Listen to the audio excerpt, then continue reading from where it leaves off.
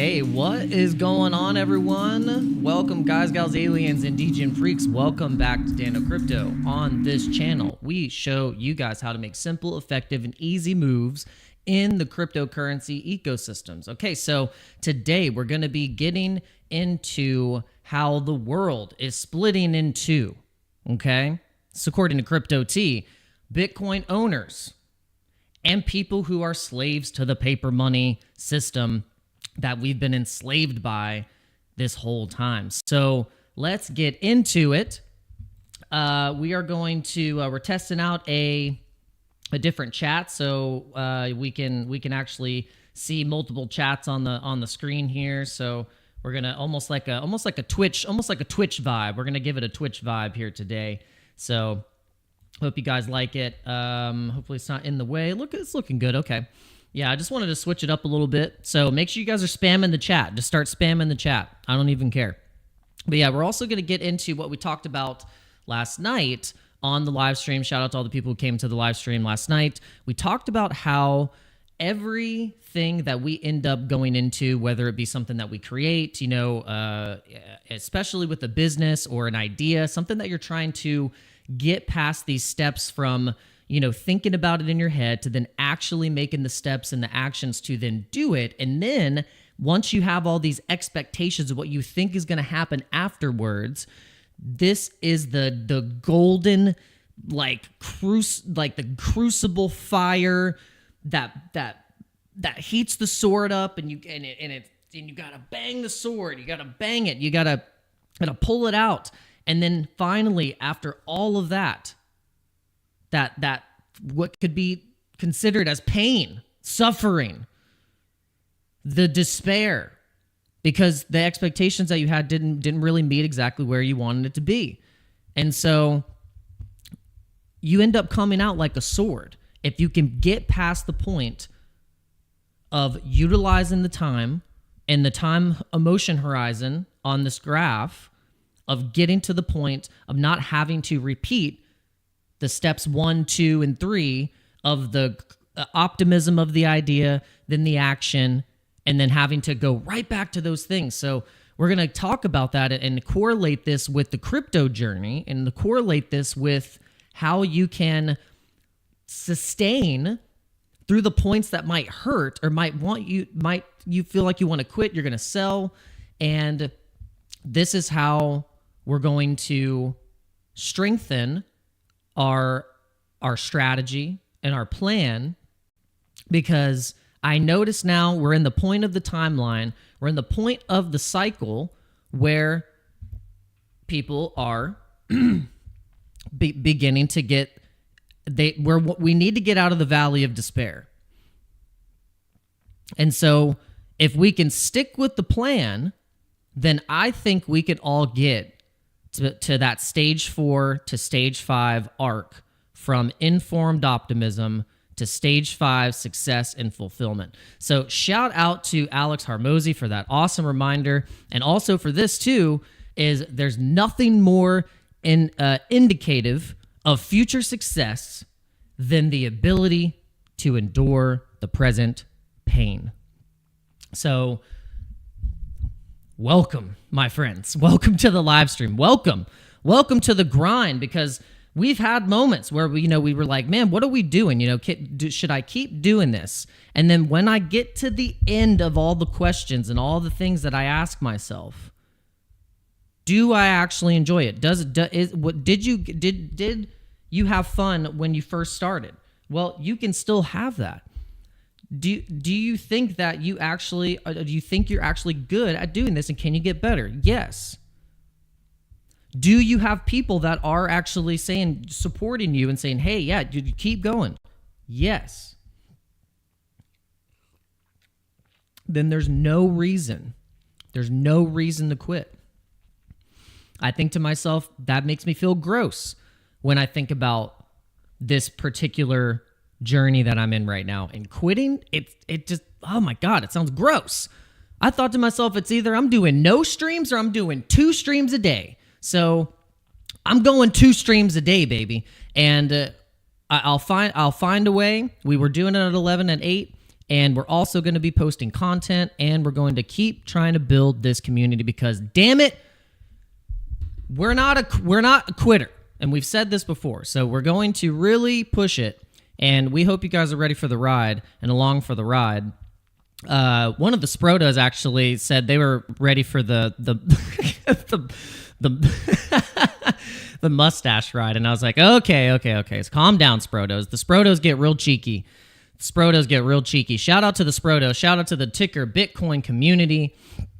Coolest community in the whole crypto space. Shout out to all those cheeky Sprotos. If there's any Sprotos in the live stream right now or on X watching, please make yourselves known. Your comment will come up, and so I will see you. I want to make sure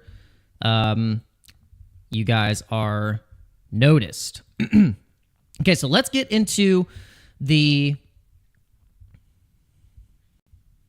Well, yes, I am. I am now. What's up? Oh, Hex. Okay, so we got a Hex analyst in here. Tell me what I did wrong by using GoPulse. I had no idea that I was getting rocked on fees like that. 3% apparently, because we were talking about, you know, how we have to sometimes analyze our portfolios, analyze what we've been using, use this information that could come up and make a decision if we want to stick with something or not, or if we had been using something and it has an exploit. So this was the topic of discussion yesterday, was that I had been promoting this GoPulse website because it had been something that I actually like using. I was using PulseX just primarily. I was using that for the liquidity.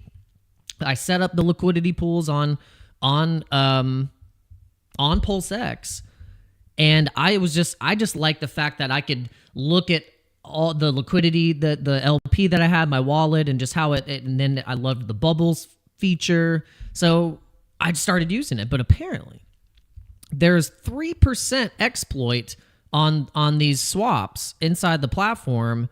And so I don't know. I guess there was so it wasn't like that before, but then I guess their exit strategy was to then, you know, have this 3%,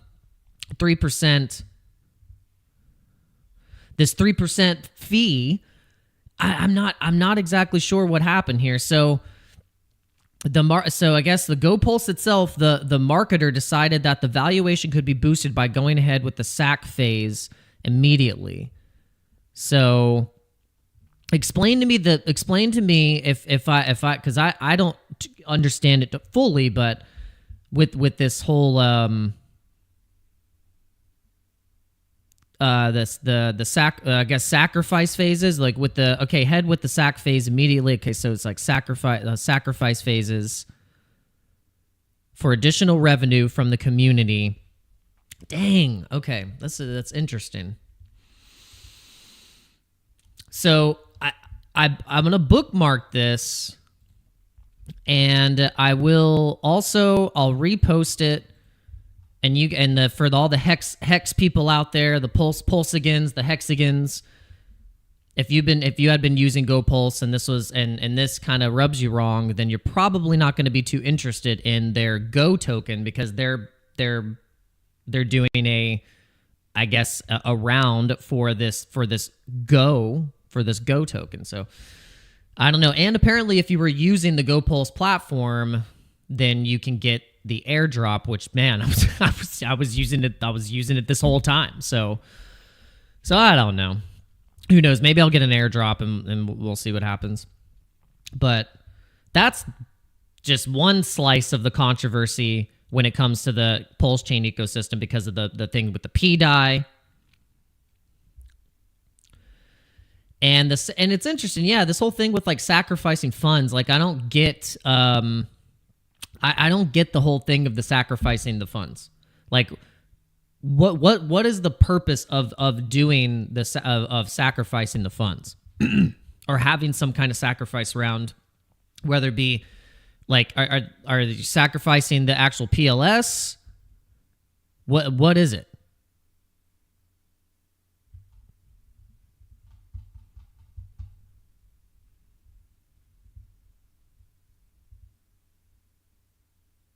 Yeah. Interesting. But yeah, that's we got to go down that rabbit hole. We got to keep going down that rabbit hole. But honestly, if you guys want to follow it and kind of go a little bit more in depth, there's some videos that your friend Sami has been covering it like crazy, kind of like an insane person, you know, because he went full on. I mean, he's kind of just like full on in the ecosystem, especially with the PDI, and he probably is a better person that you can go and just like, if you want to actually go down the rabbit hole into the Pulse Chain ecosystem, go and follow your friend Sami. All right, so let's cover Bitcoin because I think right now it's freaking breaking out. We know it's been breaking out. We were telling you guys that if it just hits these levels, it's off to the races. And I mean, it was pretty. This time, it's like people, they say, "Oh, patterns don't mean anything." Well, I don't know. I mean, this is a pretty textbook inverse head and shoulders kind of playing out with the Wyckoff in your face. It's basically you could see that we just bounced really nice off of the previous support here on this through line of 91,000, 92,000. The indication of a bullish accumulation off of the pump here, you can see we made higher. We basically made higher lows off of the order blocks getting hit right here. The order blocks on the short-term time frames were getting hit right at this key resistance was like 95. So I said, okay, how many more times can it get rejected until we see it fly through it? So I said, look, if we get rejected here again, then I would just eye this level again. I'd be like, okay, let's just eye 91 again because it's been bing-bonging around this level. We wicked, double-bottomed here, and then now we're getting the confirmation to slide up into the order block. Like I said, guys, yesterday I was telling you, if there is anything that can happen here with the price is that we, respect and bounce off this level hard and just hit the next order block of resistance, which is actually at 99,000. And I said that the first level, oh, where was it? I did it on a TP. I was like, here's your TP1, here's your TP2. What chart did I do it on? Where was it? It was one of these charts. Did I take the drawings off? Oh, it was right here. Yeah, it was on this Coinbase chart. Yeah. So look, I said, look, here's your first TP1 is around 97.3, and then your second is basically at this top resistance at the 100K resistance. So I went into this and I limited into two of my trades. I limited into my Bitcoin trade and my my Walrus trade, and so that was a pretty good move, because we were able to catch a nice run to the upside here. Because I think, honestly, these are the next stops for Bitcoin is in the next order block range, which is kind of all up in here. And you can see that now we're just going to respect some of these levels, and it's looking really, really good. It's looking really cool. It's looking pretty decent. Now, that's all we need to do. That's all we need to talk about. It basically did exactly like I was telling you. I gave you the bull case scenario. And also the bearish case scenario. So luckily the bull case played out. All right. So shout out to all the people that are watching on X. I need to fix this chat because the chat actually wanted to stay up on the screen a lot longer. I don't want it to go away. So let's see. Let's see here. Embed stream. Let's see. Comments. Hide messages after 20 seconds. No, they're not going to be hidden. All right. Okay. So this is what we're going to get into, some interesting stuff. Now, I'm not going to claim that this isn't This is speculation and people going down their rabbit holes and rabbit trails and all that stuff. But there are just some pretty interesting coincidences. And this isn't the only one. There's a coincidence of a B currency in the Sonic book, one of those audio Sonic books. Like, we already covered that.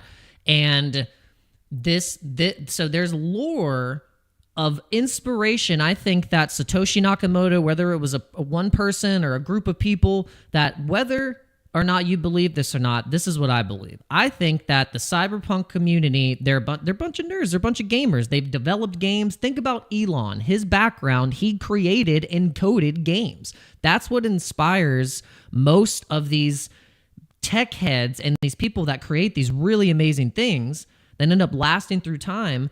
They're from the video game community. This is what the title is about. So it's not that I directly believe that Satoshi Nakamoto was like a game developer, but I kind of do. Actually, when I start to really go into my brain, I'm like, wait a second, no. The inspiration from these video games and the whole like role-playing aspect of these video games and the currencies inside the video games,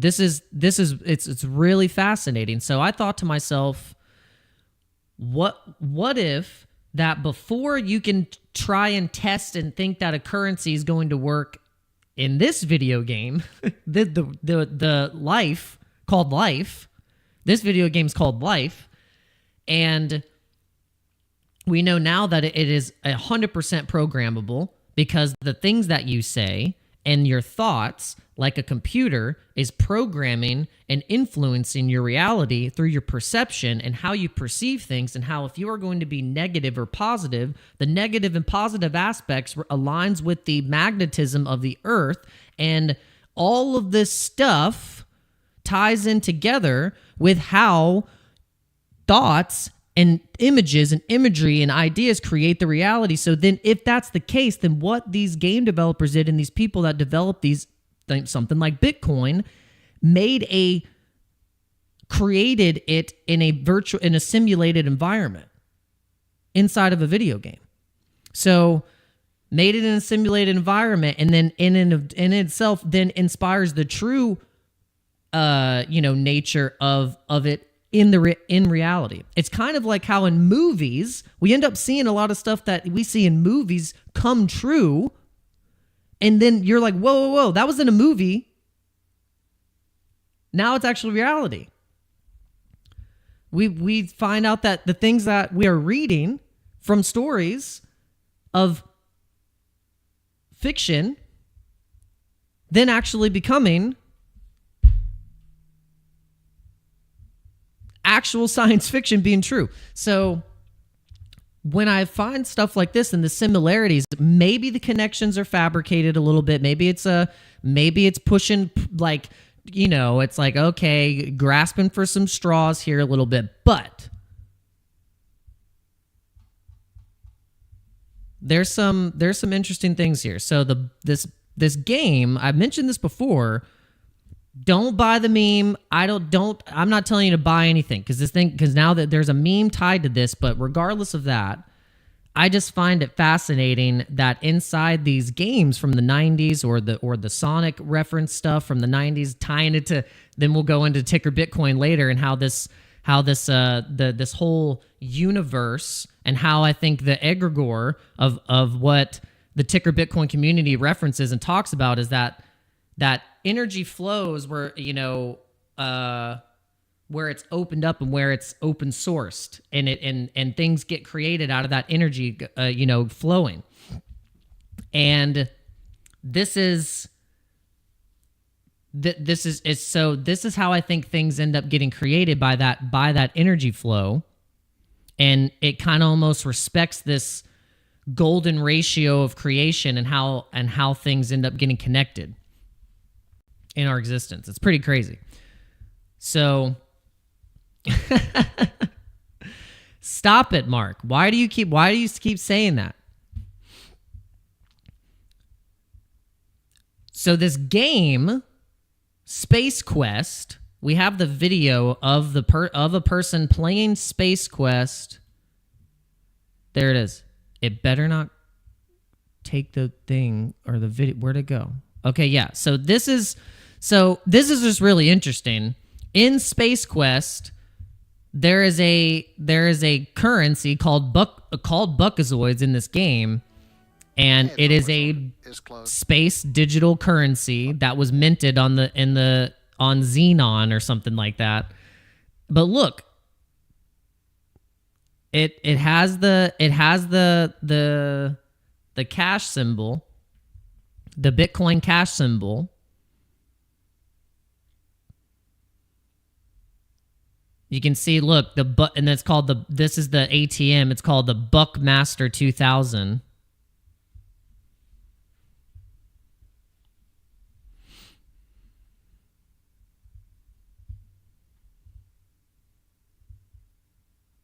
On the go crypto. Are you into buckazoids too? Of course you are. I'd see. I haven't pulled the trigger yet. I haven't pulled any triggers yet. But well, no, I did. Well, I'm not. Well, look at that. That's fascinating. It really is fascinating.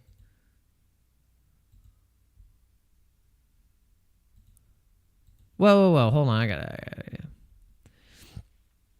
Got the rocket ship. What's interesting with the rocket ship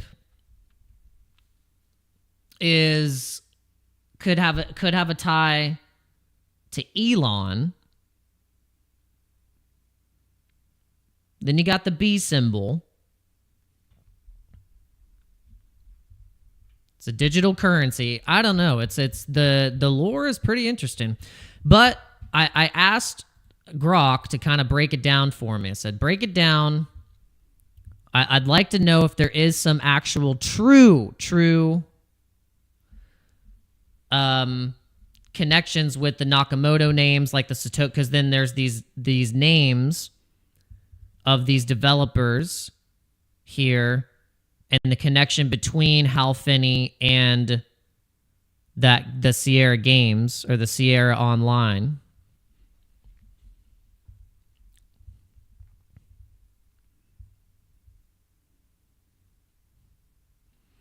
But oddly enough, I didn't know Hal Finney actually was a game developer himself. So it's really cool. So yeah, just go down the rabbit hole. We won't read because this is a lot to get into.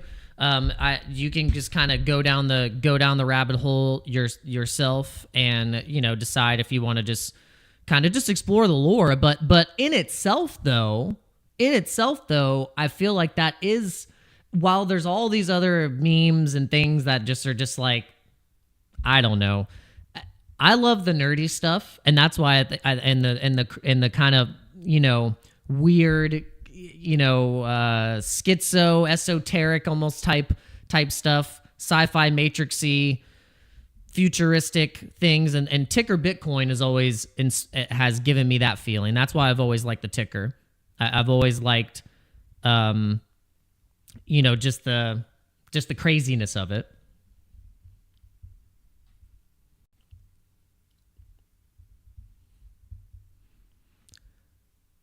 So something like this, I mean, could have some connections, but then I didn't like that whoever I guess made the token was connected with some other kind of sketchy stuff. So yeah. Let's see, Roger Malcolm something, Roaring Roger. He was, and this is Grok. All I asked is ask Grok a question. Has been accused of scamming in prior projects, further undermining credibility. So I don't know anything about that. This is where you have to just you have to go in, and you have to you gotta make your own decisions and choices and stuff. That's why it's like no one ever convinced me to pull the trigger on buying ticker Bitcoin. I just was like, this is hilarious. I can't believe I faded it at certain points when I first found it, like way back.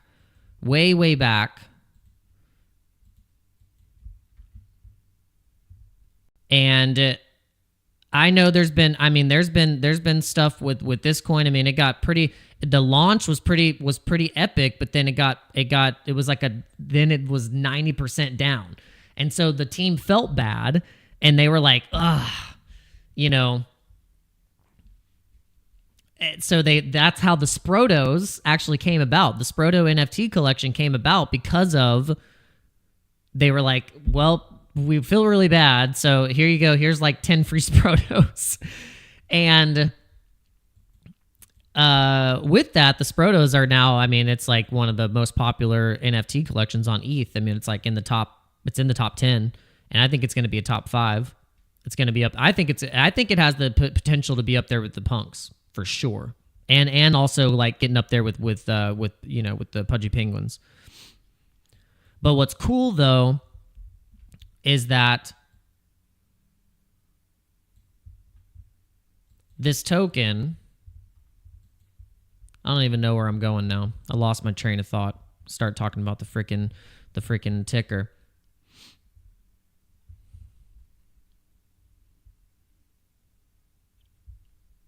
Oh yeah, my point was that I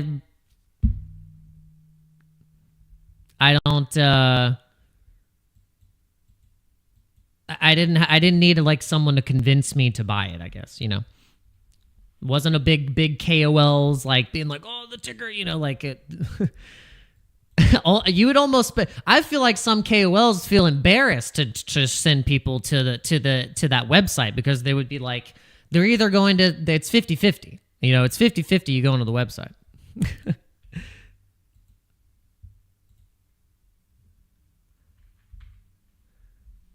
It's because then you have to accept the truth. Once you accept the truth,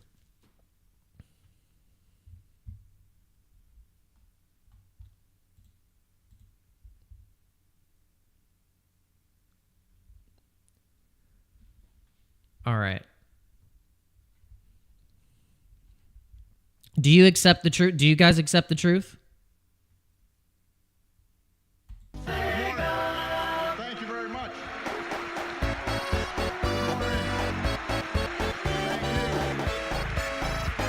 Thank you so much.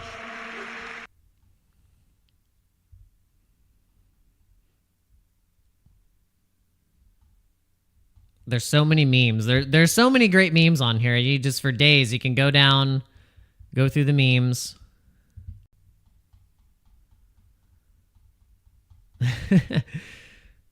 So I don't think, like, where's the ticker launch so far is, and trust me guys, we got more to talk about. We're not even done yet. We're only 30 minutes in the stream. We just wanted to get into some of this lore stuff, and it's pretty cool. I just think that it really, they tested all this stuff inside virtual worlds first, and tested it in a video game simulated area, and then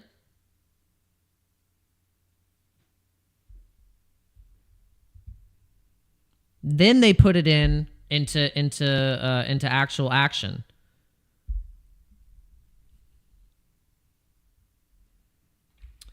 Okay, so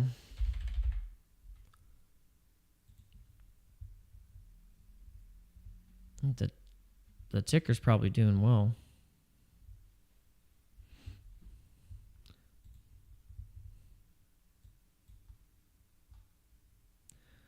What did you? And I'm sure since the Buckazoids community is in the chat.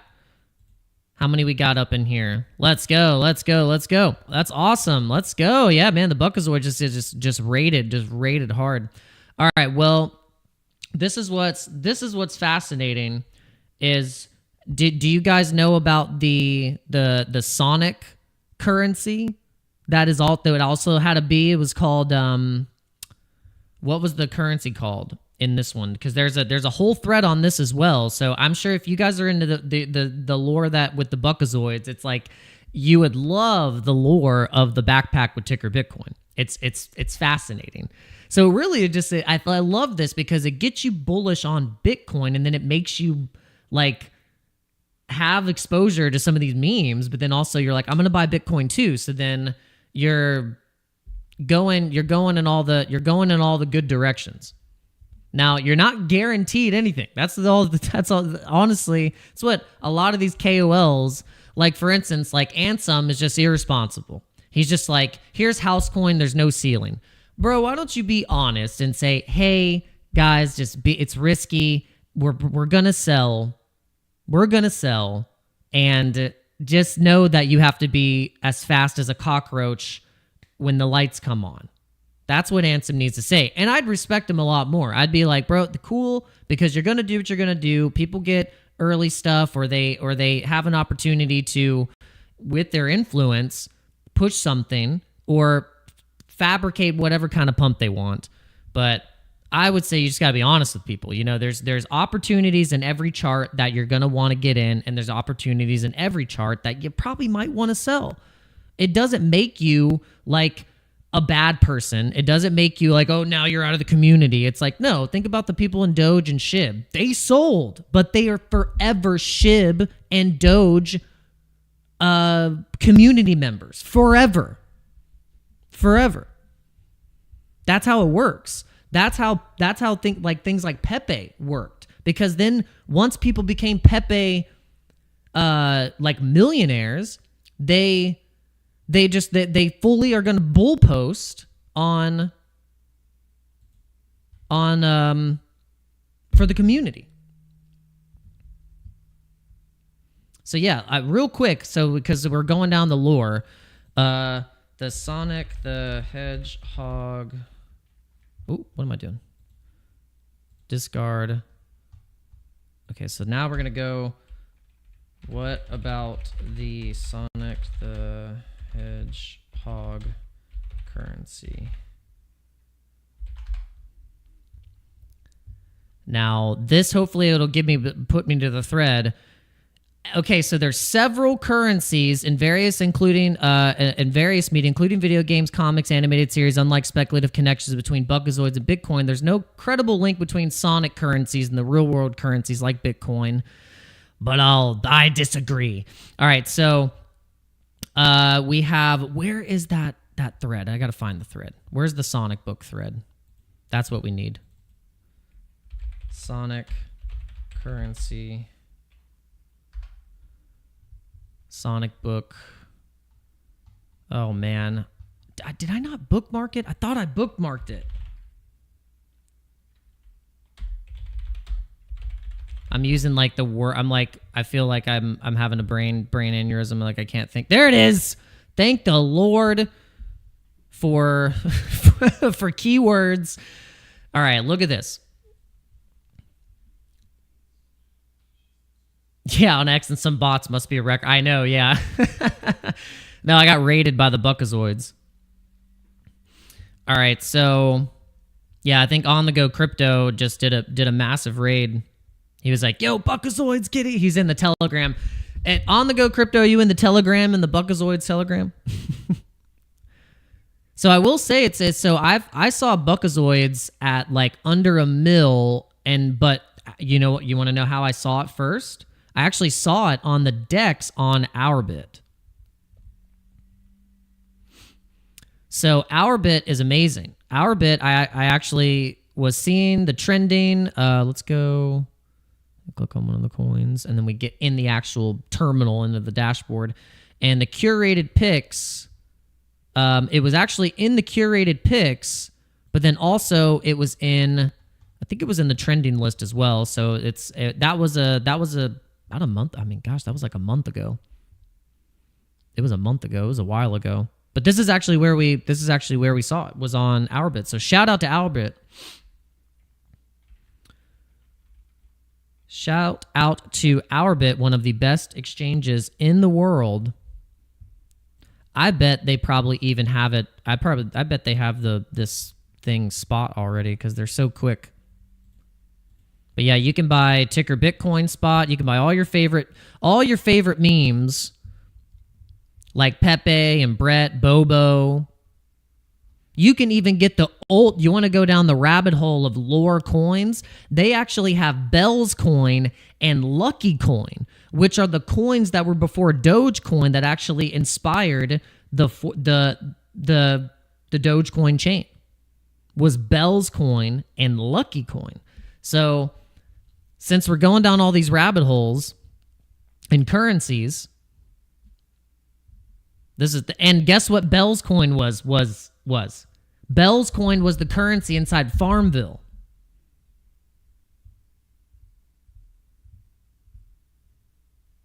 Right? It was Farmville or Animal Crossing, one of those games. I can't remember. But either way, it ties the point of game currency being the inspiration for for Bitcoin. For hashed cash in a network. Like, how does it actually work in the real world? Oh, okay, you have to have a network of computers. So it's fascinating. It really is fascinating. It's really cool. And this is why I think the memes in general, when you think about memes and the meme culture, that's why the whole thing with Morad calling for the meme super cycle and that it's going to get to, 1 trillion, and beyond just the memes alone, that this is how I think it happens, because it built, like, once you get into one of these quote communities, I don't like calling it a cult, it's just more like a guild. It's kind of like a guild, because in guilds, you're all part of this same overarching kind of community, but then you have quests and different side quests and different things that you're doing inside the guild. Think about like when you played the Elder Scrolls, and you're doing the Fighters Guild and stuff, and kind of, some people have different agendas, but it all kind of, hopefully, if there's no imbalance of power, that the agenda is all working towards creation. And so so there is a balance of cooperation and creation in the community that is just benefiting the creation of the content and the quote vibes. And so I don't like using the word cult. So guild is probably a better way to go about it when we're talking about these types of things. Because cult has a very negative connotation towards it for good reason, because usually if there's a cult, then there's a leader, and if there's a leader, they're gonna manipulate you.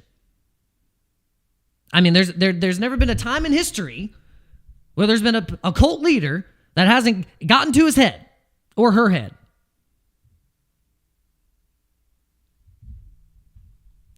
So let's just get that out of the way. And shout out to everyone who's here. Thank you so much for destroying the like button. You guys are amazing. Thank you. I didn't even see the chat. Oh my God, I didn't even see that super chat. On the Go Crypto. Shout out to On the Go Crypto for the super chat. It says diving into Buckazoids, destroy the like button. All right, so how many people do we have still on X right now? Nice. Let's go.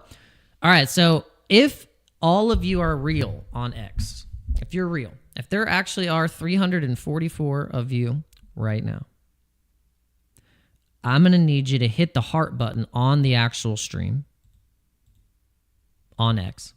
Like I want you to go to X. I want you to go here. I want you to actually hit that heart button. I want you to reshare it. Okay? Then I want you to go to the actual YouTube as well. You're going to go to the YouTube and you're going to smash up the like. You don't have to watch on YouTube. I know you like watching on X, but if you can do me a favor and just get this particular live stream past like 100 likes or so. I mean, even getting it past 50, that would be smashing. Because this algorithm, which is AKA you guys hitting the like button, this is the only way that the numbers go up. The number go up. It pumps, we want it to pump like the Bitcoin price right now. But the numbers have been looking like a descending wedge that hasn't broken out yet and hasn't found its bottom. But no, we're finding the bottom, and our descending wedge on the chart is going to start breaking out, baby. So what's going to happen? All right, so I told you guys. What did I tell you yesterday? I should go back into the... This is what I'll do. I should go back into the live stream that I did yesterday and watch where I said there's a TP1. Because look, I should just back test my theories. Just back test what I was saying. I think I gave, you know, pretty good observation of the market and kind of the market structure, bing bonging through those areas. So I really marked it up really well. I wanna get to it. If you guys were watching, you remember.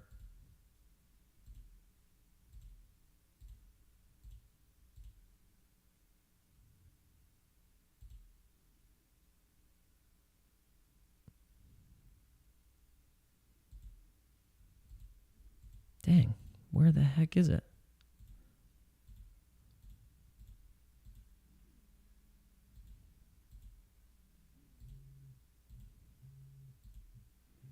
It's somewhere on here.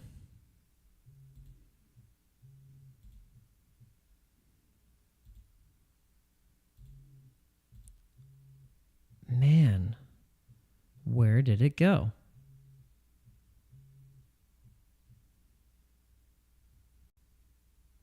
I want to find it.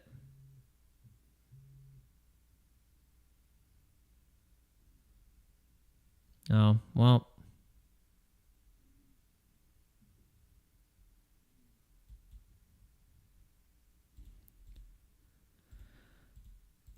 It doesn't matter. Whatever. I said it somewhere. I can't find it. But it's okay. But yeah, this was yeah, because we did mark it. We marked it on these levels. We were like, here's the take TP1 right here. TP1. If we get exhausted a little bit, we start to, you know, it's possible to, you know, you don't have to take the whole trade. But if you were in a trade down here and we just got this run up, I mean, that's usually when you start feeling euphoric. You start feeling euphoric. You're like, I'm a genius, and then you don't take any profits. You're just like, yeah. And then you don't know if the market is going to continue to go. Like, you're euphoric. So then that's what you think. Like, you're like, oh, it's going to just crush into the next level. But look at this is some pretty decent resistance here, you know, and we could get a little bit exhausted. The buyers can get exhausted up here, and then all of a sudden you're chopping, and you're like, man, I could have taken profits right here. And so it gives you an opportunity to kind of reassess the trade. You know, you can reassess the trade. You made money on the trade. You then could really set this. You can set your stop loss where you're really gonna. I mean, you could even set the stop loss now intake profit. So if you had your stop loss kind of tight and you were going to lose money if the trade didn't work out, and now you can move it up, move that sucker up. You don't know if this, I mean, the markets are so scammy. I mean, they will wick you out. Look at this wick. Imagine like you got in somewhere here, and it just does stuff like this, and you're just, oh God, you could have blah blah blah because this. I mean, yeah, they'll do that to you. They destroy you. They destroy all hope and dreams. Yo, what's going on? More Than Just Solar just dropped a nice super chat. Thank you so much. Let's fully read this comment. Let's go back. We got More Than Just Solar says the Buckazoids community thanks you and are excited for the Bitcoin Vegas trip. We will have boots on the ground and a table, all made possible in 24 hours with the community unit. Dang, you guys. Okay, so you guys aren't messing around. You are not messing around. Okay, all right. Well, in that case, this is perfect timing to show you guys that. Well, if you are going to the Bitcoin conference, which it seems like you guys are, then you should use my link. Because I have a really amazing link where you can get discounts on your tickets. So check it out. And we also got a pretty cool video that you can watch. Watch this.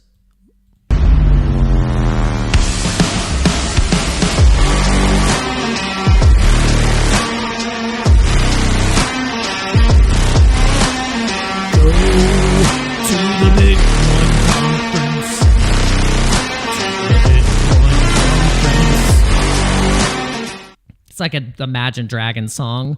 Go to the Bitcoin conference. I'm gonna make you like this song because it plays on the radio all the time. All right, so yeah. So shout out to the Bitcoin conference. We've been to a few Bitcoin conferences, and they're awesome. They're a lot of fun. We are... I know it's going to sound kind of... I don't know. This might sound lame to you. But I decided, I went to Bitcoin Miami. I went to Bitcoin Nashville. I went to Bitcoin MENA in Abu Dhabi, and went to Dubai. I feel like recently, I've in the past year and a half, 2 years, I've done a pretty decent amount of the conferences, and I've just noticed that yes, it is an amazing time. I want you to go, especially if you've never been. If you've never been, you definitely should go. But for me, right now, specifically in the rest of this year, like I want to lock in. Okay? Like I want to literally calculate up how much money I would have spent for the tickets and the hotel, and how much food I would have spent, all that stuff. And if I'm not putting that exact amount of money into the cryptocurrency markets, then I don't have a brain. Because if I was going to go and I was willing to spend all that just to go to the conference, then I need to be putting that into crypto or investing it into my brand, my business. So that's what I'm going to do. I made that decision.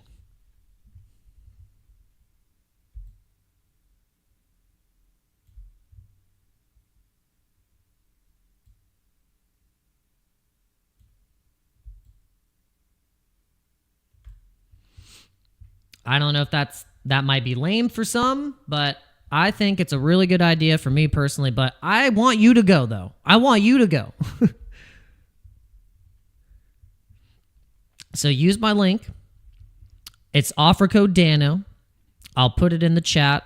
Let me find it real quick. I think we have it in the description right here. Yes, we do. Boom. So yeah, offer code Dano. Copy this link. We'll post it right here. So check that out. Make sure if you haven't bought your ticket yet, buy it through my link. It's the best, easiest way you can directly support the channel.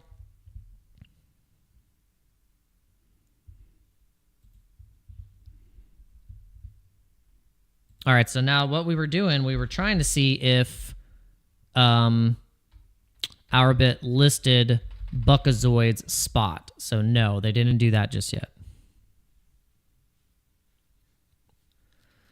Oh, S. Rodriguez. Yeah, it's cool that you mentioned that, because we're getting into the SUI.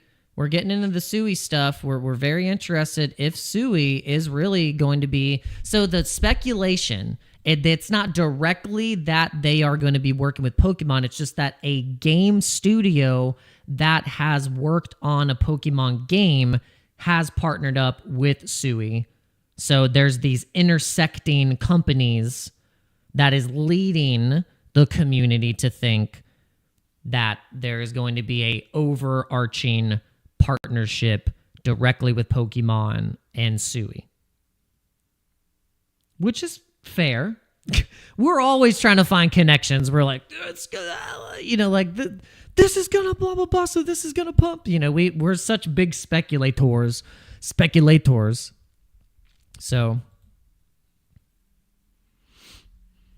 yeah, that could be a thing. So, and you guys realize how big Pokemon is right now, right? It is huge right now. Pokemon is going off like it did when I was a kid, when I was 9. I remember those times. It was wild.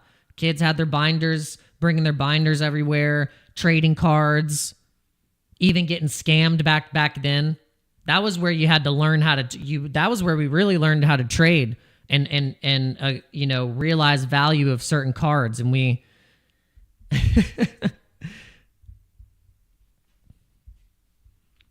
Hey, Mike Joey, don't mess with my links. That's not a fake link. That's a real link. Did I make you a mod? No, I was like, God, if I made Mike Joey a mod, he would just, I don't know, if you delete the wrong links, kick the wrong people out.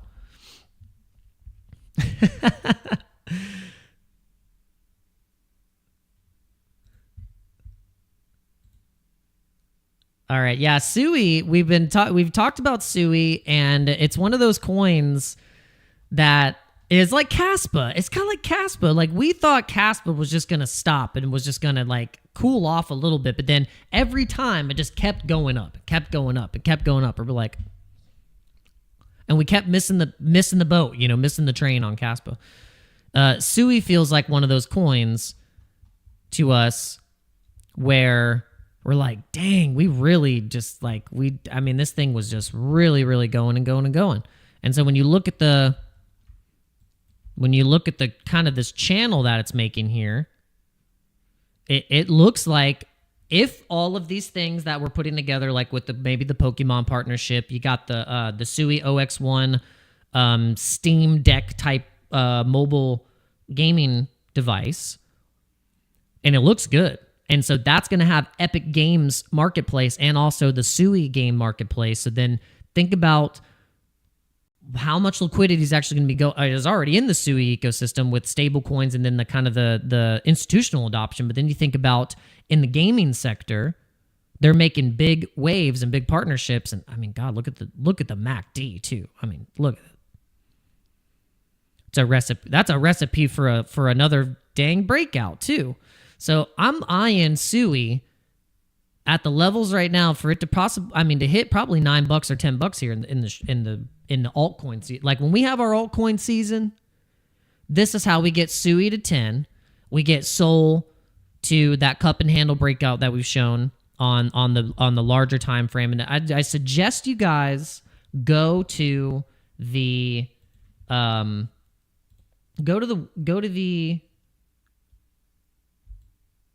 weekly time frame.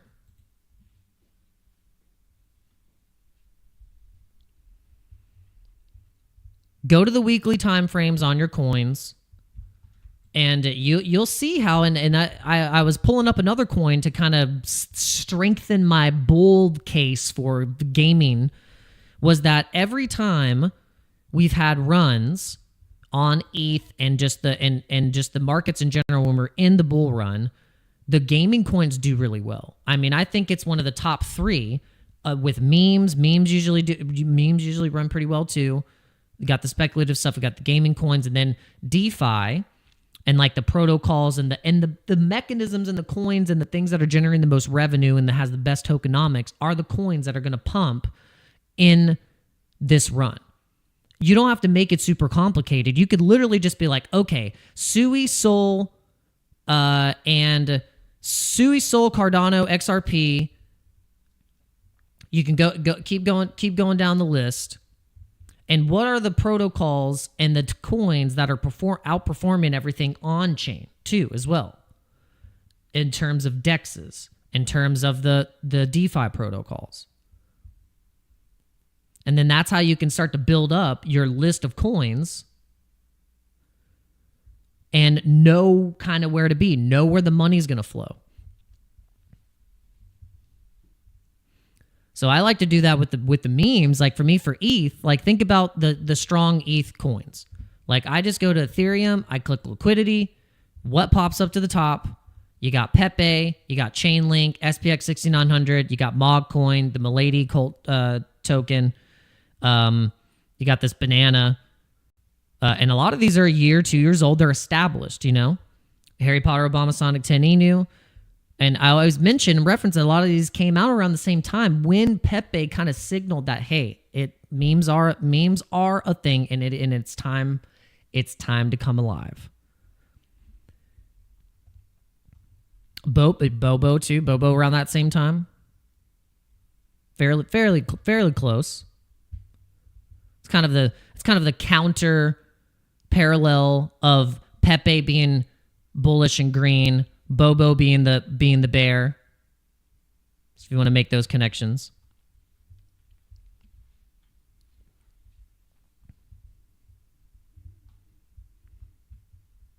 But what you can do, and look, Chainlink too. I mean, so, yo, what's going on? No Spoon. Thank you for the super chat. Thank you for the super chat. Super chats are coming in hot today. Thank you. You guys are amazing. Thank you so much. The community is coming in hot today. The Dragon X chart. The Dragon X chart. Have we looked at this before? I feel like we've looked at this before. Dragon X. Oh, the Titan X. Yeah, I think we did. Yeah, we did look at this.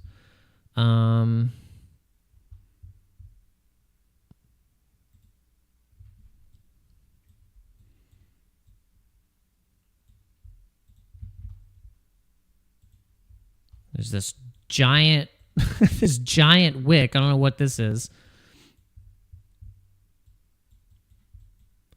This is the Uniswap pool.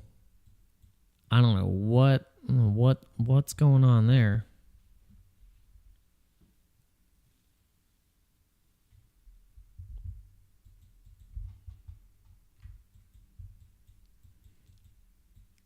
I don't know what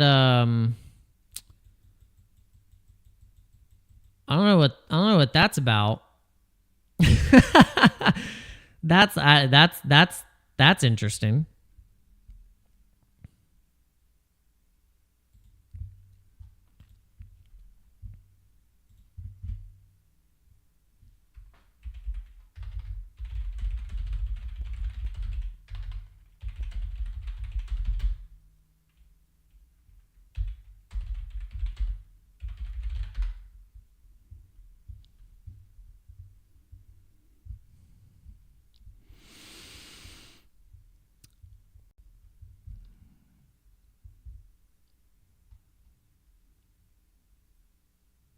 Market cap rank in the 2000s. 24-hour trading volume is 1 million. Dragon X is a derivative token built on Titan X. Just a deflationary store of value. Backed by DeFi applications, Titan X staking rewards, relationship with Titan X. Dragon X is minted by submitting Titan X to Dragon X contracts, which then stakes the Titan X. Okay, so trading volume on this one's a little is not as so 78. So yeah, so the 1 point pretty decent trading volume for a Titan. Let's see. Let's go and we'll look at Titan. It was a Titan X. It's Titan X. There we go. Titan X market cap 223K. Let's see the total supply. Self-report max supply can be 2.3 trillion Titan X. Fully diluted value. Let's see what circulating supply. Okay, so circulating supply is 1.1 trillion Titan X. That means, I mean, I don't know. The tokenomics don't look too good in terms of the supply, and the chart looks terrible. I'm not gonna lie. I mean, but for the past, yeesh. Okay, I mean, yeah, a little bit of pump.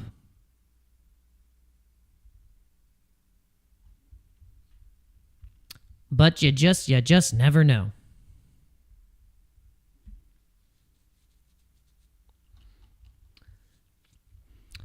Yeah, if they yeah, if they burn, well, where's the token contract?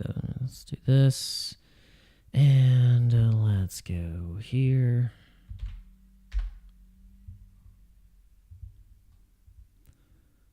Liquidity. Total locked liquidity is 0.02. So the liquidity is not locked. And the chart, I mean, yeah.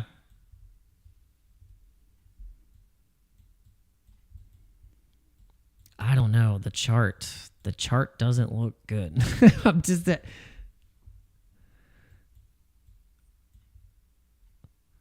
if it's hyper deflationary, then why does the chart look like this?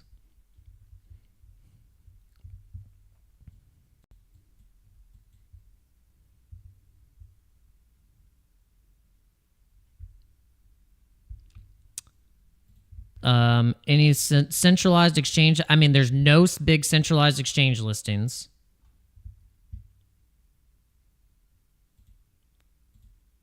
I don't know. This one's not looking too good. Unless all of a sudden they just kind of come out of nowhere and be like, we're listed on all these big exchanges. But unless if you're not, I've just kind of realized now, even with the meme coins and big projects, the exchanges are who have the liquidity. It's not people swapping on chain. It's exchanges signaling from the community that and then being like, okay, here's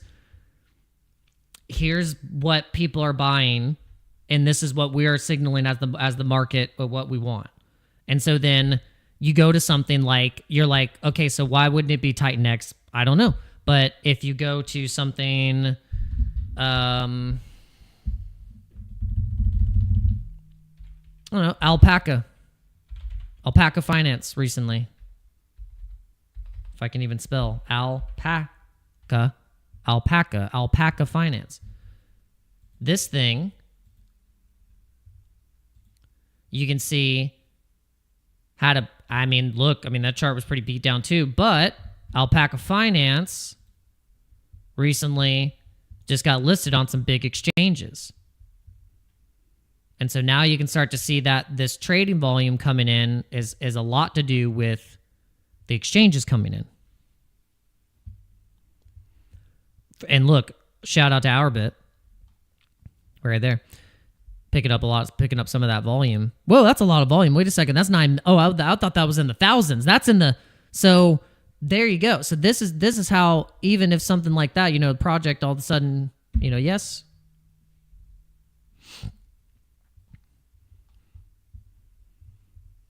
But here's the difference. Look at the max supply. 188 million. And the circulating supply is 150 million. That's a small margin of difference of tokens in the supply.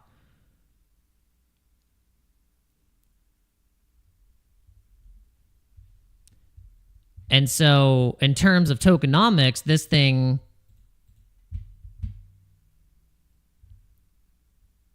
if you were going to judge it by token, this is a better hold.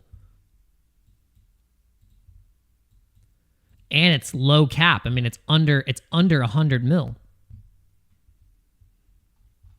I'm not telling you to buy it. I'm just saying in terms of tokenomics, it's using as an example of like when you see the exchanges come in.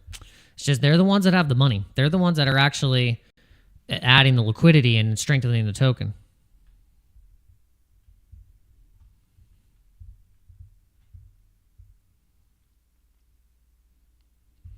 But yes, no, I suppose. Hey, if you're in Titan X, you want that thing to pump. I want it to pump too. You know what? I mean, if you're in that thing and you like it, I'll want it to pump. I'm just saying, from my view of looking at the chart, I would be scared to hold that. I would be like, it's a big gamble. Like you have better upside potential and low risk just buying top 50 coins.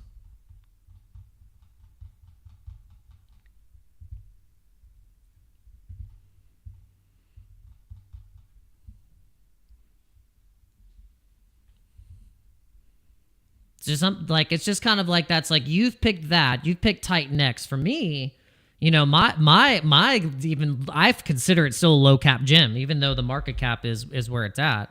I mean, for me, XYO is a multi-billion-dollar ecosystem that people been sleeping on, and it's just a matter of time.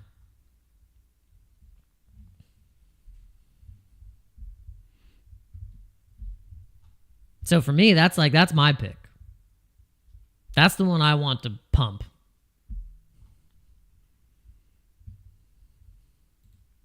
But it could be different. It's, you know, it's different for everyone. All right. Did we crush through some of this Bitcoin resistance? Or are we just kind of, did we stall out? Or we're at 97,000. Is that on the dot, 97,000?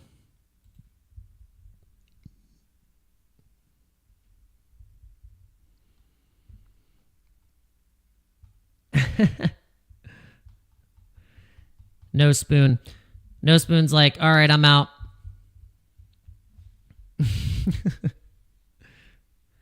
Said I'll be back when Titan X moons. Y'all remember me. No, you stay forever.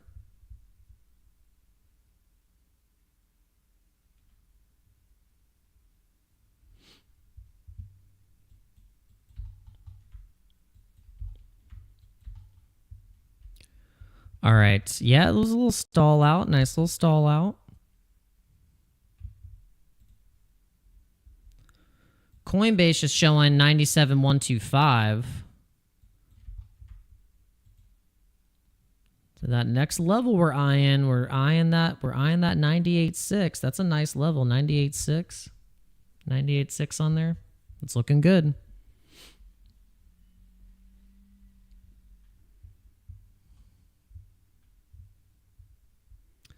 It is looking good. Okay.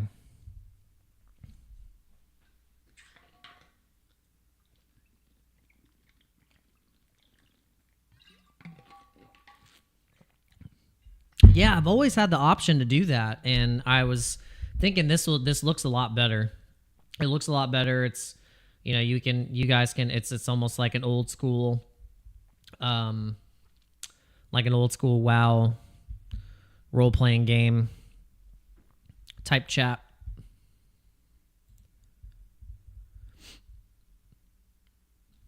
All right, thank you so much for all of the people watching on X. I don't know if you're all real, but it says there's 450 people, so I don't know what's going on there. Oh, thank you, Ozzy, for mentioning about Floki. I love talking about Floki. It makes me mad because I don't own any Floki. I don't have Floki. I have to be very choosy sometimes with my memes nowadays because I don't have infinite cash to invest. I mean, you know, let's be real, guys. You don't have infinite cash either. I want you to have infinite cash. That's why we're in crypto. But until then, we have to be kind of choosy. You know, we got to be kind of choosy. But we actually are super bullish Floki. Like, Floki did so well and broke out just like Pepe did. I was following Pepe and Floki in early January, February, March 2024. We were like, whoa, whoa, whoa, whoa, whoa.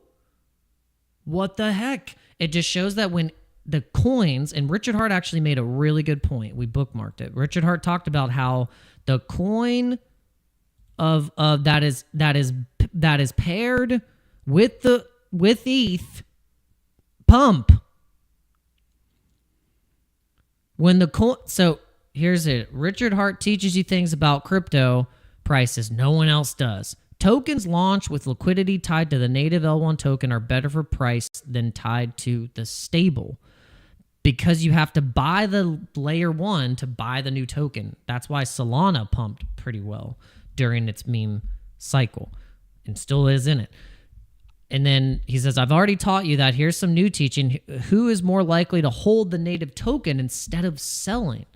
The person that parted with the coins for a new coin or the new coin's founders? Well, historically, it seems that the project founders dump like hell. There's notable exceptions to this. Some old ICOs of your hold lots of ETH for instance. If you think real hard, you can probably come up with some other wallets holding absolutely tons of ETH instead of dumping it. So this is actually the point that the Ticker Bitcoin devs made in the recent interview, where they were like, we're less likely to sell the token, and also they're accumulating fees. They're accumulating fees through the LP. So they're just getting that kind of fresh liquidity and ETH, and then it's just strengthening the liquidity. So I have this theory. This is why I feel like the things like Pepe, like Floki, have just, and Ticker Bitcoin. You see that, SPs, anything that has that high liquidity locked in the ETH chain, I think they're going to, oh my God, they're going to pump so freaking hard, guys. I mean, they're going to pump so damn hard. So let's look at Floki. I have it on the chart here.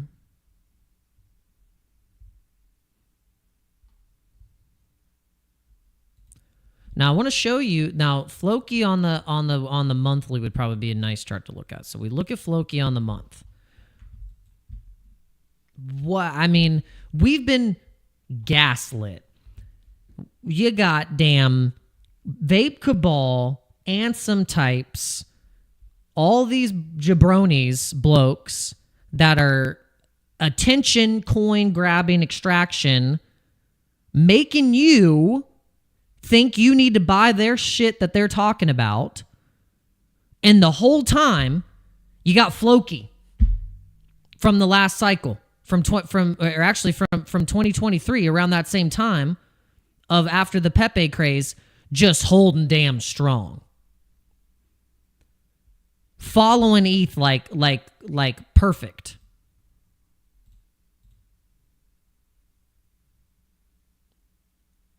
Even still with ETH underperforming, in April, and this is April, went up 52%.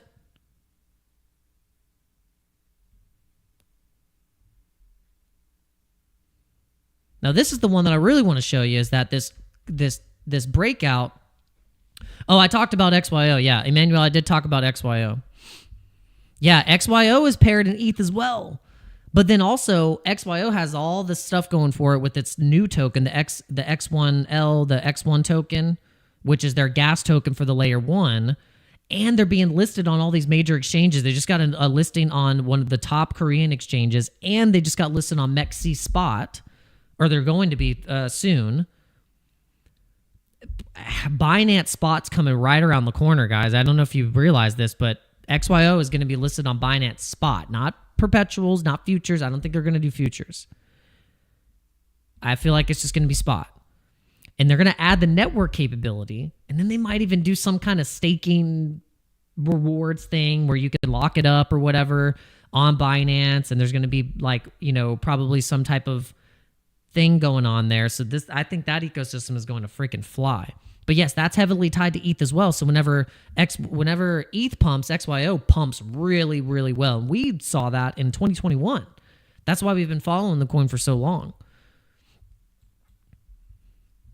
But yeah, don't get gaslit by these freaking dudes, man. You could easily just go back to what performed like good and held strong, and it was what is still strong and has holders and community, and do probably better than getting chopped up by a Solana KOL meme chart. That's facts. It looks like everyone's making money. It's not the truth. It's a very small few. It's so easy to make it look like everyone is making money, and it's like, it's so easy to do that.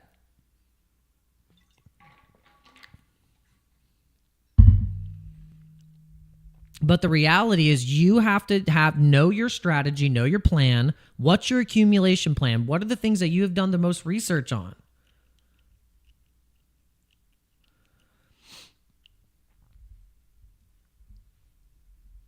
I said, that's great, Emmanuel. That's awesome, Emmanuel. So why I'm bullish on Zeus and why I'm going to start to accumulate more is that there is something going on with this Bitcoin DeFi stuff. And when you start to learn that whoever is going to be the top chain that holds the most Bitcoin, whether it be Cardano, Solana, XRP, Tron, like whoever's going to incorporate the most attention of actually being able to get people's Bitcoin and bridge it into their chain through a DeFi protocol, aka wrapping the Bitcoin and issuing yield through the wrapped Bitcoin, which is the ZBTC. This is what is the next narrative over the next couple of years. So then what we need to do is find the coins and the chains and buy those coins and chains that are going to hold the most Bitcoin, because what is going to actually have the most value priced, it's stuff that's priced in Bitcoin. So this is how I'm starting to think about the market. And then you think about how these tokens like this, like we said, Zeus, and you compare it to Solana, this red line. So all you have to do is go to TradingView, type in whatever the coin is, and then and put on the native chain coin, the native token that it's on, and then you can see how things perform. We like doing this with Brett and ETH. We did it the other day, where we compared the bullishness of Brett, and you go on the weekly chart and you put in ETH, and it just like was just following ETH like crazy. Just follows ETH. Same thing with Pepe. Pepe follows ETH.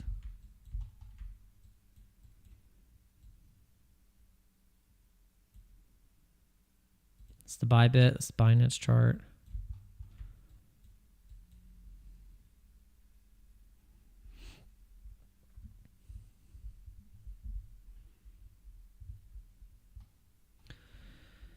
But yeah, I have to be kind of choosy. I have to be choosy with my stuff. But this is how I'm trading. That's how I'm going to build up my bag. I'm going to have more balances than others. I always love that the evenness of things and patterns. So like, I always like to be like, I want to get the same amount in all my favorite tokens, whether it be a few thousands of dollars. That's how I kind of want to do it. And I obviously have more Bitcoin in the balance as a whole than everything else. And that's how I feel like about my portfolio and how I've adjusted my strategy is I actually like to have, more Bitcoin than anything else. Like, whether it be, this is just kind of like a small representation of what what my portfolio would look like, with an allocation more being in Bitcoin. Because this truly is, so like say you got like, you want to, need to add 0.3, no, 1, there we go. We'll add that transaction. So say you want your portfolio, say it's like about $3,000 worth of Bitcoin. You got 3K worth of Bitcoin. You got 0.03 Bitcoin. And then you have different amounts of your other stuff kind of going down lower in the totem pole. But you kind of, I would say, to have a good strengthened portfolio right now because of the nature of, hey, Bitcoin dominance. If you have a lot of Bitcoin right now and you're kind of low exposure to altcoins, your portfolio has been holding up. But then now, like we've shown you in the charts and a lot of these coins, we've reached a bottoming point. You can kind of even see it also in the ETH-BTC chart, where the ETH-BTC chart has finally started to give signs of a possible bottom and then breaking out. And I think once we see this trend start to reverse on ETH-BTC, Bitcoin dominance chills the freak out, We get the rate cuts that we want. We get the money printing starts to go. We get the money supply, is just increasing, and they're minting stable coins and all that stuff. And where is all that going to go? Well, it's going to go into Bitcoin. And we've explained this. This is the playbook. This is what is happening. It was gold starting back before 2008 crash even happened. You can see it right here. In the year 2000, the gold just said nope and went flying. But that's the thing, Batman. You say that now. All these people that don't own Bitcoin, they're going to be smacking themselves when it's $1 million, because then what are you talking about that you're not going to get rich from Bitcoin holding thousands of dollars of it right now? If you have thousands of dollars of Bitcoin right now at different average cost points under 100K and it reaches $1 million, what are you talking about? What are we talking about here? That's a pretty good wealth preservation. And then, not to mention, you're going to be able to buy stuff with it. You don't even have to sell it. You don't have to sell. Why do you think they sell? Don't sell your Bitcoin for fiat cash. You freaking keep it in your wallet so then you can say, hey, Joe Schmo, I want that. I want that. You're like that lady in Napoleon Dynamite. I want that. And then he's going to go, well, do you got some Bitcoin? I do. I do have Bitcoin. Can we QR code right now? And then there you go. You don't have to sell it. You don't have to sell it. You just get to use it. You just get to use it.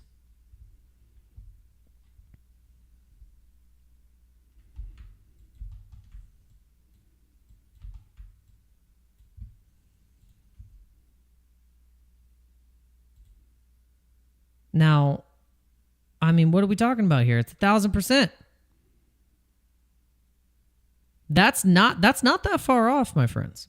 I really you think it's impossible. Then we see where Bitcoin's come from. It's come from a measly under $1 per Bitcoin.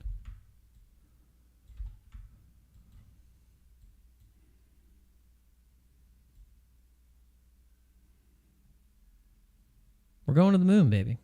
We're going to the moon. And we'll be delusionally flying there the whole entire way. Care to join?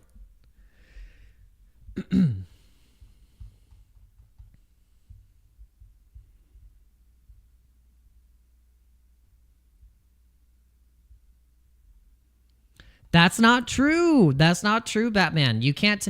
Why would you discourage people to not buy Bitcoin? That's the thing. Like, if you learn about Bitcoin, you would like really actually truly start to think about how it is. Then you go, whoa, wait a second. Go, hold on a second.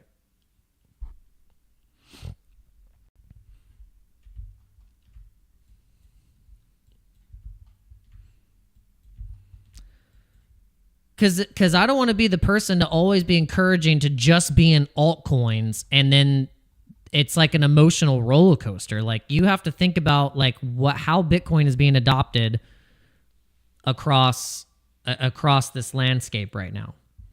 You got the stable coins and all that stuff, cool, yes, but then like I have this Bitcoin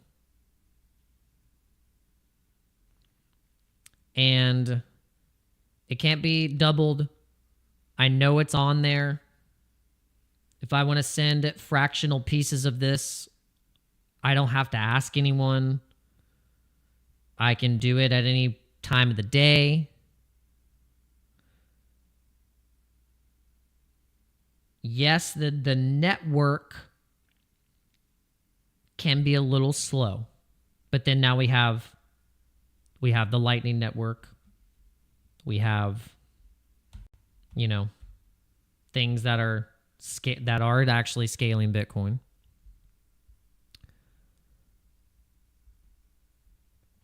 But I think there's something to it. There's something to it. But I've just learned now over time that if you chase the alts too much, you end up with less money. I've done it. I've ended up with less money. I've sold my Bitcoin trying to trade it to get more, which I've successfully done. But then when you think you're a genius, you end up trading it away again because you just need to just be patient. You DCA, and I've done it. I've been too exposed trying to chase memes or trying to chase alts and not taking profits at different points. You have to always be on your game with the alts and taking profits and knowing when the swings are.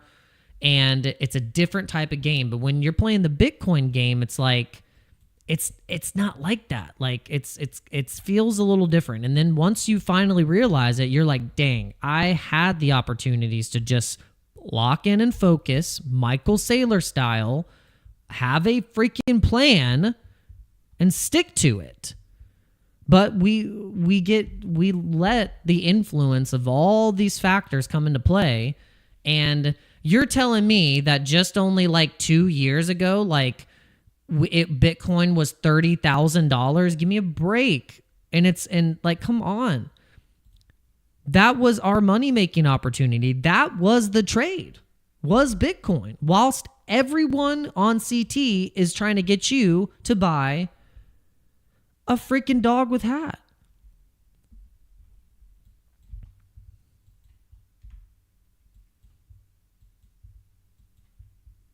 And more than half of those people that either probably got convinced to buy the dog with hat, if you made money, that's great. Cool. Cash out and put it in a Bitcoin. You going to hold it? What are you going to do? You going to hold your dog with hat?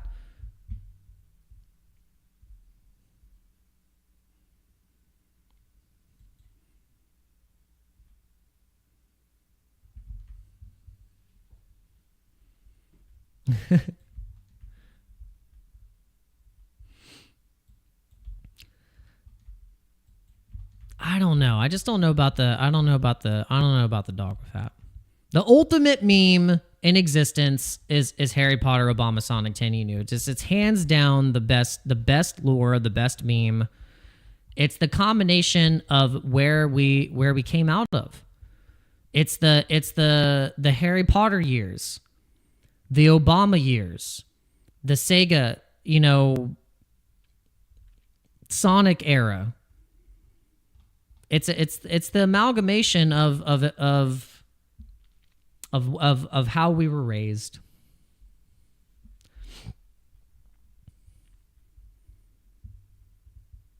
Like, strong memes are easy to, or sometimes not, it's not, I wouldn't say it's easy, but it's instinctual. You're like, okay, what hits into a different type of your brain?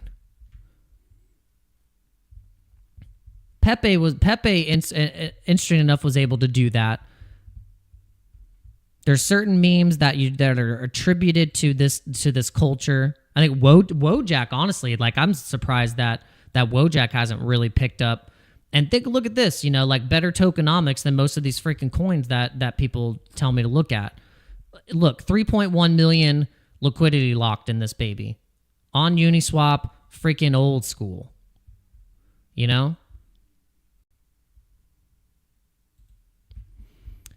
And the chart actually looks really good. I'm sure it matches all the points where people were interested in memes. Every point of this chart was the cycle tops. In 2023, when Pepe and all those coins came out, that was a cycle top. You can see right here in March, right here, that was when ETH went up 20% in that one day in March. Cycle top. That was when, and then there you go, ETH went down. You can see here, that was that second interest in pump. And I think this is when the Solana meme coins were going off. Another cycle top here where this coin was kind of like an index. And ticker Bitcoin, oddly enough, kind of does the same thing. And you can see here, and this is in market cap too. This is represented in market cap, but you can just also do it by price as well. Very, very similar. But look, you can see here, election pump, the Trump pump, and look at this token.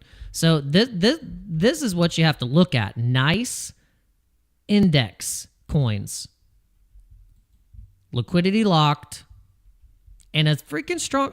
What meme? And this is another example that, here I don't own any Wojak. I've had Wojak. I bought Wojak way back and sold it too early, just like I did with Pepe back in 2023.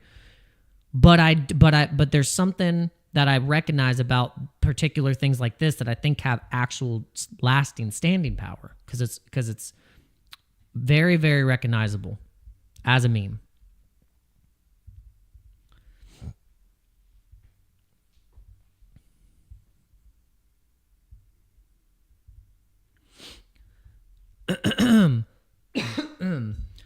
But here's the thing. You know why I think it's a big psyop for Bitcoin? Here's what I really think about this. Why I think this is so important for us to learn about Bitcoin, because we think Bitcoin's just for rich people. What is that? What do you mean? Like, you're going to convince me to not buy the strongest asset in the world right now because it's for rich people? The hell are you talking about? It's like, what?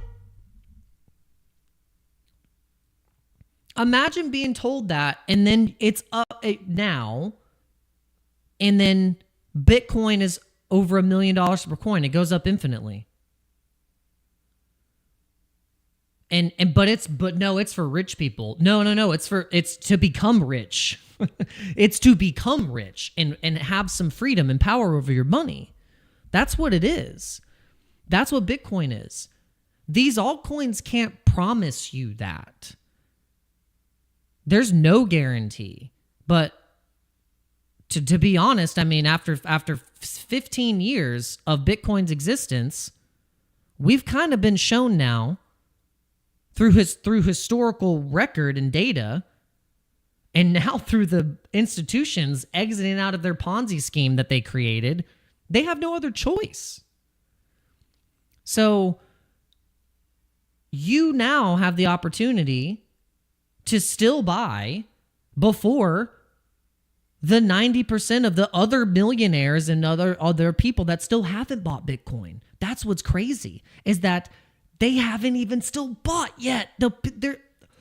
There's so many millionaires. There's so many millionaires, and they still haven't pulled the trigger. But BlackRock,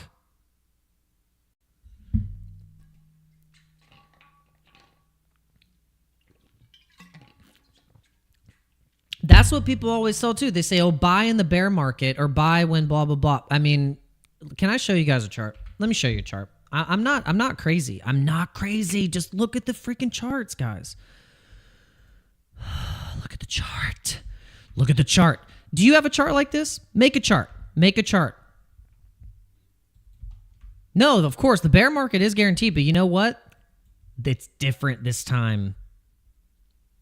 Miss Anderson, it's different this time. It's funny, we always say it, it's different this time. There's things that are the same, of course, but you got to understand that all during this time, we had so many black swans.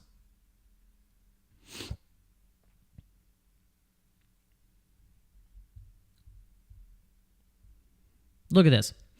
So many black swans. We had COVID. We had all this crap. We had all this stuff. You know, a bad administration when it comes to cryptocurrency and monetary policy. I mean, all of this stuff. And we had all of the stuff. We had it was just atrocious. And we still managed to trudge up like this. So this is what I like to do. I like to look at these and I'm like, okay, if those were how those cycles reacted, and we could go back even further and look how in after 2012, that halving, the post-halving years are what is dictating these cycles here. So what I do is I say, okay, this has got to at least do what it has done previously. It's the same measurement. It's literally the same measurement. So that's all I'm doing is just going off of that previous data. And then not to mention the sentiment.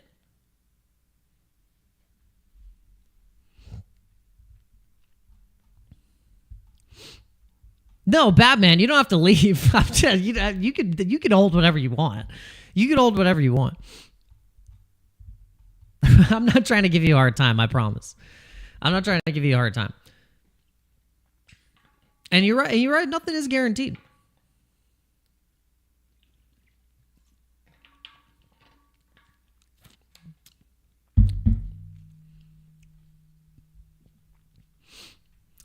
Yeah, no, I know. I know. I know we're told to never sell. But you gotta remember, it's an investment. You want to really retire, gotta remember, you still gotta have a little bit of patience, but you do have to pay yourself. So, but that's the thing. It's not, everyone's strategy is different. Everyone's strategy is different. Do you have a real long-term prospect outlook for Bitcoin? Then you're just buying, you're accumulating, you're just like, look, I think I'm going to I might be still using this 20 years, 40 years down the line. That's what you have to think about. That's what you have to think about.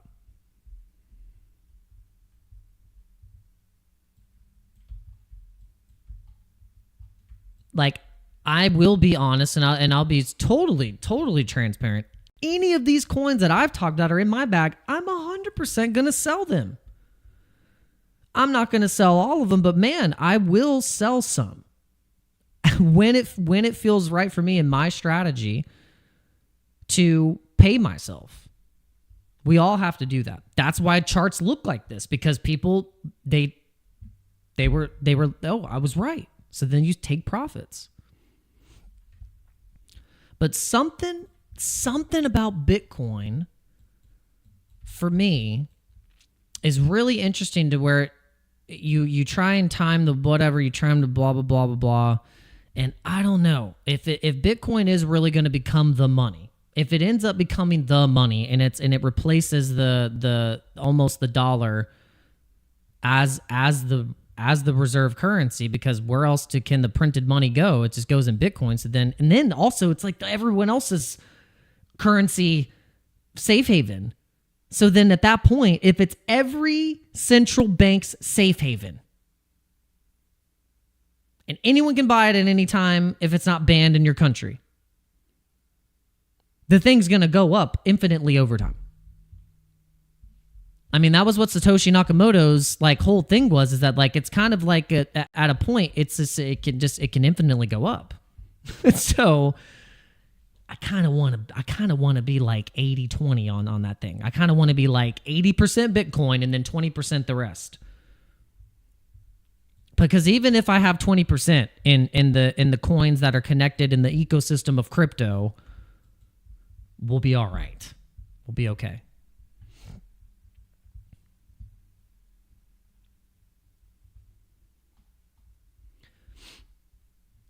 But the thing is, Batman, those 8 out of 10 people will care when it's something that is as sought after as the US dollar of you getting paid from your job.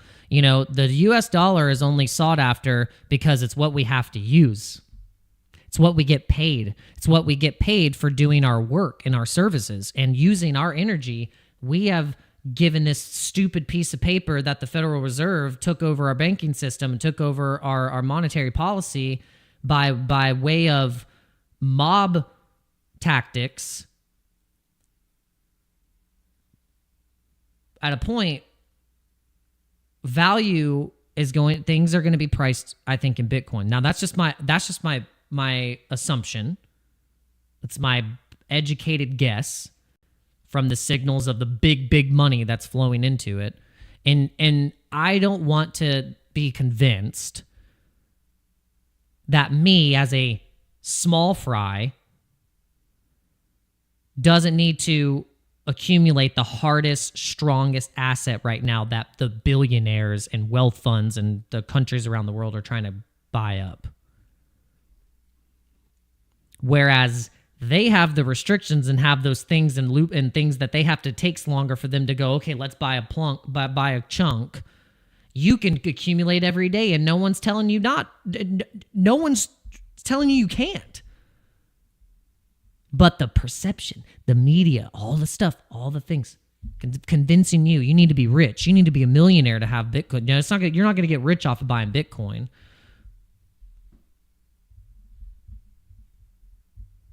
I just believe that is absolutely false. And I will not believe that. Because this freaking Bitcoin that I have on this, thousands of whatever, I'm going to be able to use that for something. Might be able to even buy a house with it. Don't have to sell it. You have to sell your altcoins, though.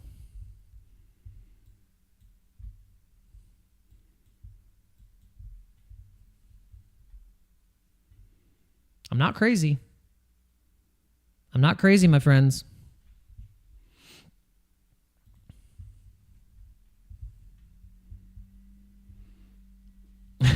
Yeah, but it's just my opinion. I mean, you don't have to believe, you don't have to align with it, but I do want my opinion to maybe make you think about it, maybe perceive it in a different way, to think, wait a second, why am I like, where did you get that assumption, Batman? I'm just curious. Where did you get the assumption that Bitcoin is only for rich people? How many times did you hear it from mainstream media or whoever you heard it from that Bitcoin is only to be acquired by rich people?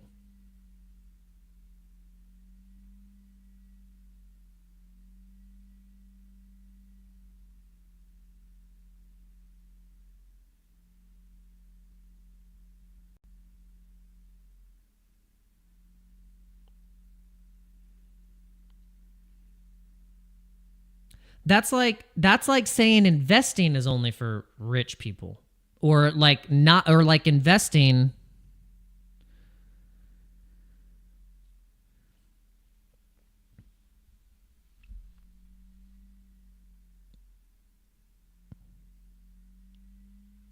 No, I didn't, Mike Joe. I did not receive your receipt for the sloppy milkman alligator Cuban sandwich, but I'll make sure. Make sure I get it.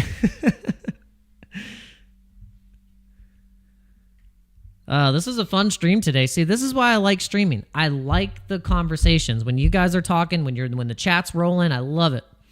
Thank you, and shout out to the Buckazoids. Gosh, the Buckazoids came in here strong. Are the Buckazoids still here?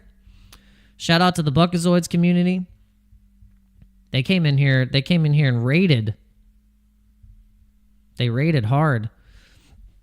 But yeah, if you just look at this chart, if you look at the weekly Binance chart, mark these highs at certain points of the chart in 2017, 2020, then you got 2024 here. This was the exact point of the halving, okay? So if you look at historically, whenever we've had the previous halvings, 520 odd days average is where we get the peak of the market, where it starts to cool off, and then we go into our bear market. Now, I think the bear market is going to be a little shorter this time. Why do I say this? Everything that we just explained about the bullishness of the crypto gaming ecosystems that are going to pop off because of the things we mentioned about Pokemon and Sui and all the Nintendo, so everyone getting involved in crypto in games.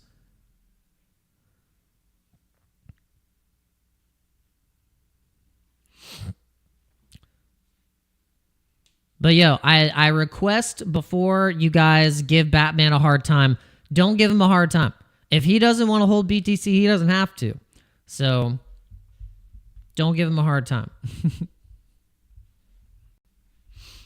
But yeah, so I think that we could see a shorter bear market and a bigger continuation of liquidity going into this ecosystem, because it's just a different level of playing field now.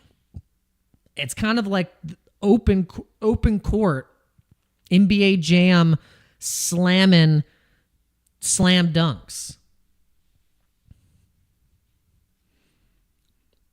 There's going to be a lot of liquidity coming into this market, way different than it was in the previous. And so there's better regulatory framework. There's reserves being passed. There's states in the United States that are trying to add Bitcoin to the reserve. There's stable coin liquidity being minted on these chains, and they're trying to get all this stuff.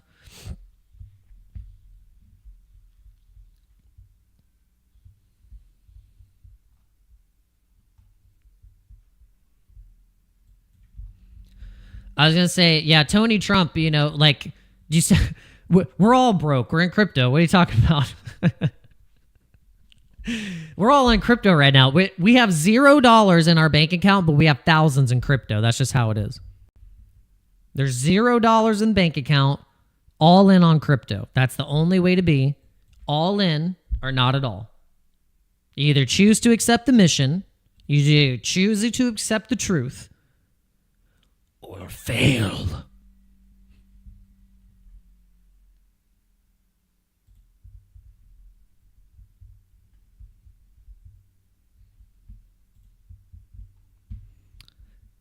Accept the truth or fail.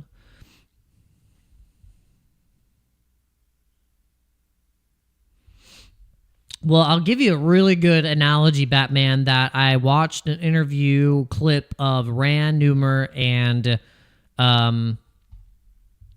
Tony Trump.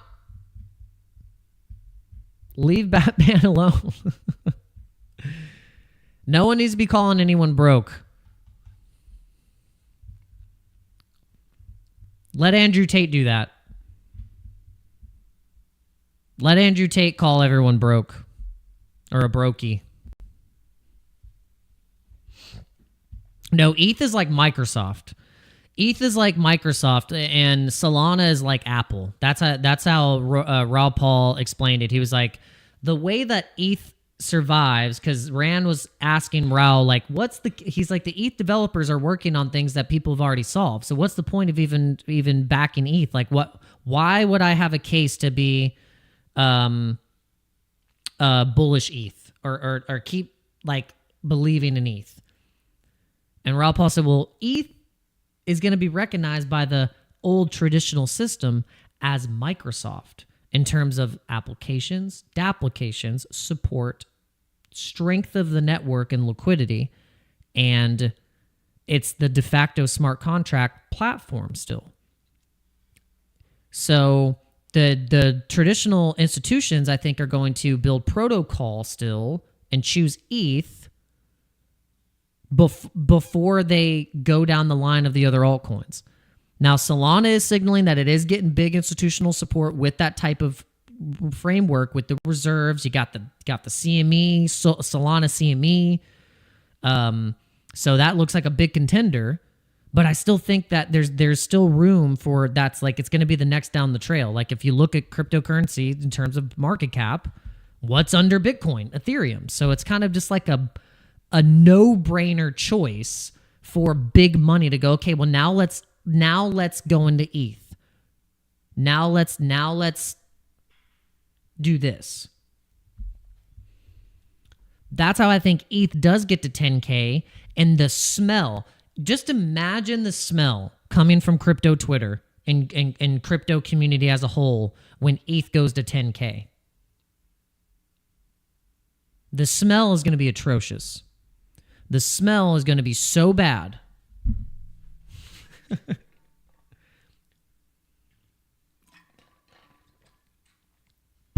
My wife will finally, like, she won't be considering papers. I got her DCA and ETH on her trust wallet, and she's like, babe, when? She's like, when pump? When pump? I just remind her, I'm like, look, the Trump family's buying ETH like crazy. They're buying ETH like in the billions.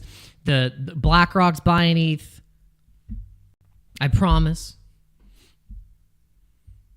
But see, what she doesn't realize is that, hey, I'm holding Pepe and ticker Bitcoin and XYO, some of the strongest ETH coins on the native chain.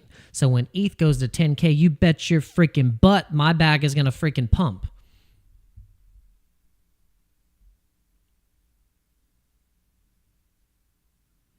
Yeah. And Emmanuel's right. As sad as it is to say, we all need ETH for our bags to pump. I already showed you that the reason why XRP and all the other coins and altcoins and all this stuff, it was ETH was pumping too. If ETH was like downing in the dumps, you think all the other altcoins are going to have sentiment for people to buy? Because if ETH is not doing well, then it's kind of like, yeah, they're all just going to bleed into Bitcoin. It's just like, look, that's just what happens. The ETH BTC chart shows it directly on the chart.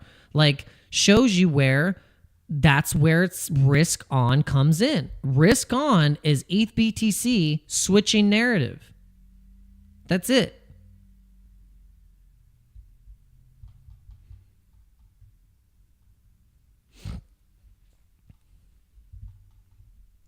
So you better believe in ETH and know that ETH pumping is the catalyst, really, that no one wants to admit is how we even get a damn altcoin season to begin with. So like Vitalik said, stop complaining. Stop complaining and buy ETH.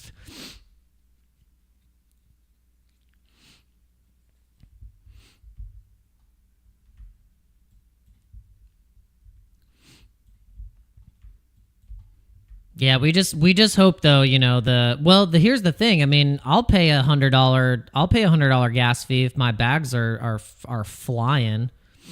It's the price you have to pay.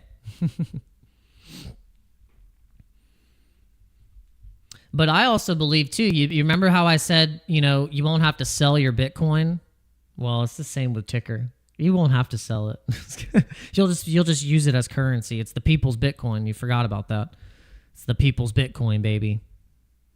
But you could also bridge to Barachain. You could bridge to Sol. You could bridge to Base. So if you really want to have a bag that you want to sell on a different chain and not have the gas fee, you can do that. But I'm like, I guess I'm like one of those old school maxis where I'm like, I want it in the wallet, on chain. I'll take the gas.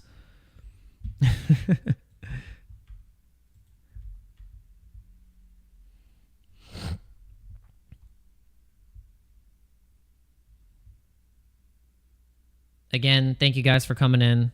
Thanks for smashing up the like. All right, we're gonna end it because we've been streaming for almost freaking 2 hours. We gotta cut it. Yep, 2 hour stream. That is long enough. All right, we appreciate every single one of you. Thank you very much. All of the conversations that we had today were a lot of fun. Thank you to the Buckazoids community for coming in hot, sending in the super chats. And shout out to all of the mods. We got Lasers, XN, Aussie, On The Go Crypto. Shout out to Batman, S. Rodriguez, Mike, Joey, No Spoon. Thank you. You guys are awesome. Thanks for keeping the conversation going. Emmanuel, shout out to Emmanuel. Everyone who was here. Shout out to all the people that were watching on X. Apparently, there's 676 people that are watching on X. If you are all real, I would really appreciate it if you would go to the actual YouTube link and come in here, smash up that like button. We'll go to the X chat. You should be able to see this. So let me go to the X chat. Yeah, make sure everyone who is watching here on X that you go to the official YouTube and just follow me on all the places. And make sure you go here and start to follow me at Dano Crypto 904. That would be pretty swell. All right. And with that being said, we will see you guys on the next live stream. We'll be streaming later today, but it's going to be a little later. We're working a gig, so after that gig, we will be live streaming for about like a 40-minute live stream or so, and we're going to test out some crypto games. We're going to go back into the Nakaverse and also pull up Vulcan Forged, and also play Medieval Empires because we got the game updated. So we're going to go back into our town and we're going to mess around. So we're going to play 3 different crypto games tonight that you guys can check out. make sure you are going to tune in for that live stream that will start at 10 o'clock. 10 o'clock p.m. 10 p.m. Eastern Standard Time. All right, we'll see you guys later. Peace. This token is the end game. It's the shitcoin of shitcoin. I mean, imagine telling your coworker you're quitting because Harry Potter Obama Sonic 10 and you coin. Boom! Imagine the media reporting on Harry Potter Obama Sonic 10 and you. Ticker is Bitcoin, breaking 1 billion market cap. Now, unless you hate money, go ahead and visit HPOSNI.com.